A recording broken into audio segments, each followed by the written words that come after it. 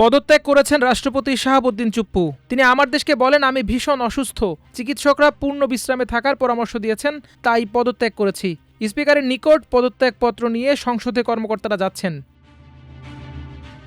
এদিকে রাষ্ট্রপতির পদত্যাগপত্র গ্রহণ পরবর্তী পরিস্থিতি নিয়ে জরুরি সংবাদ সম্মেলন ডেকেছেন জাতীয় সংসদের স্পিকার হাফিজ উদ্দিন আহমদ। আজ শুক্রবার বিকেল ৫টায় জাতীয় সংসদের শপথ কক্ষে এই সংবাদ সম্মেলন অনুষ্ঠিত হবে।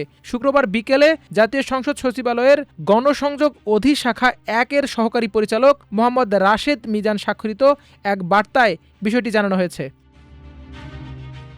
বার্তায় বলা হয়, রাষ্ট্রপতির পদত্যাগপত্র গ্রহণ পরবর্তী বিষয় নিয়ে জাতীয় সংসদের শপথ কক্ষে এই জরুরি সংবাদ সম্মেলনের আয়োজন করা হয়েছে। এতে প্রধান অতিথি হিসেবে উপস্থিত থাকবেন জাতীয় সংসদের স্পিকার হাফিজ উদ্দিন আহমদ।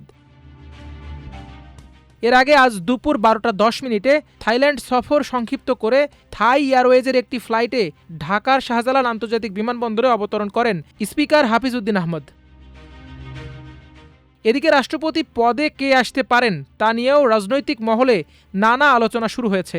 সরকারের গুরুত্বপূর্ণ একটি পদে চুক্তিভিত্তিক দায়িত্ব পালন করা একজন সচিবের নাম সম্ভাব্য রাষ্ট্রপতি হিসেবে নতুন করে আলোচনা এসেছে। যদিও এর আগে স্থানীয় সরকার, পল্লী উন্নয়ন ও সমবায় মন্ত্রী মির্জা ফখরুল ইসলাম আলমগীর, বিএনপির জ্যেষ্ঠ নেতা খন্দকার মোশাররফ হোসেন, আব্দুল মঈন খান সহ আরও কয়েকজনের নাম সম্ভাব্য প্রার্থী হিসেবে আলোচিত হয়েছিল। সংবিধান অনুযায়ী রাষ্ট্রপতির পদ শূন্য হলে জাতীয় সংসদের স্পিকার সাময়িকভাবে রাষ্ট্রপতির দায়িত্ব পালন করবেন। এরপর নির্ধারিত সময়ের মধ্যে সংসদ সদস্যদের ভোটে নতুন রাষ্ট্রপতি নির্বাচিত হবেন। নতুন রাষ্ট্রপতির মেয়াদকালেই পরবর্তী জাতীয় সংসদ নির্বাচন অনুষ্ঠিত হওয়ার কথা থাকায় বিষয়টি রাজনৈতিকভাবে বিশেষ গুরুত্ব বহন করছে।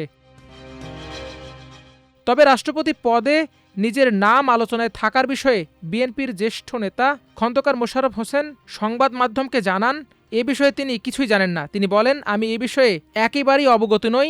রাষ্ট্রপতি পদ শূন্য হলে অনেকের নামই আলোচনায় আসতে পারে, সেটি স্বাভাবিক বিষয়।